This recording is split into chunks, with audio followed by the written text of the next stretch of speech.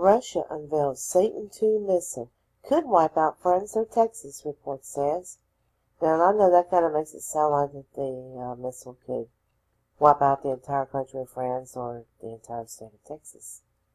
When you read the article, it says that it could wipe out land the size of Texas or France. So I think they just did a really good play on words with that. But of course, this is a very advanced missile, and this has got an incredible range.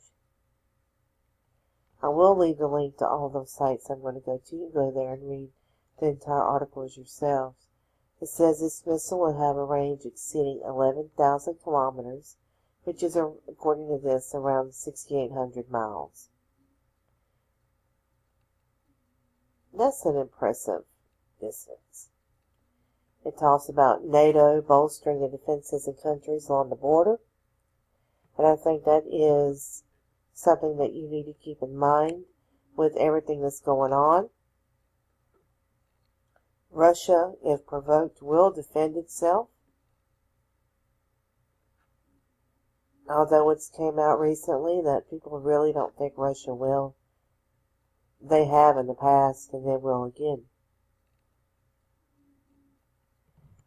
Now, I could do a separate video on this, but I think it's all tied together between the new missile and this.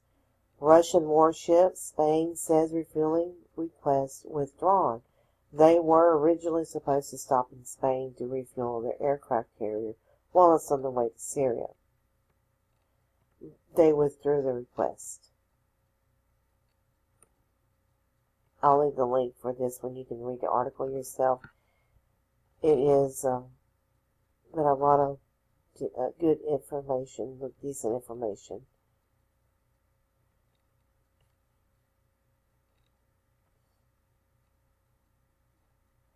And then you have this article.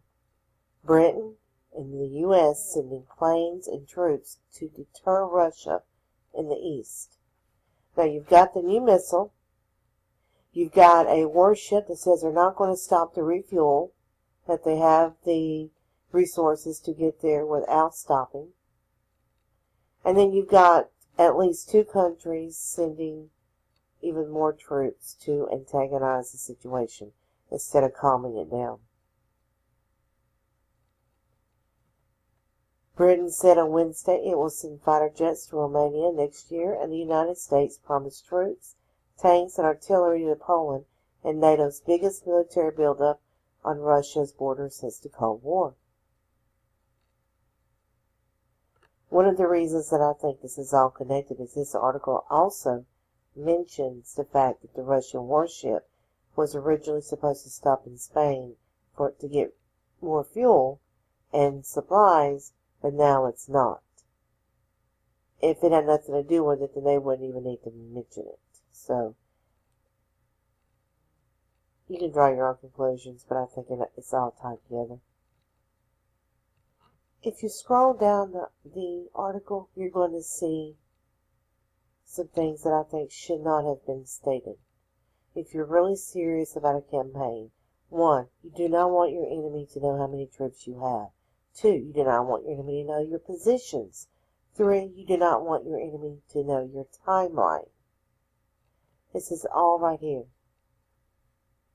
Not only how many troops we are sending, but how many troops the other NATO allies are sending. And a timeline. And of course, they got to complain about Trump. I will leave the link to the article. You can read it yourself. Unbelievable.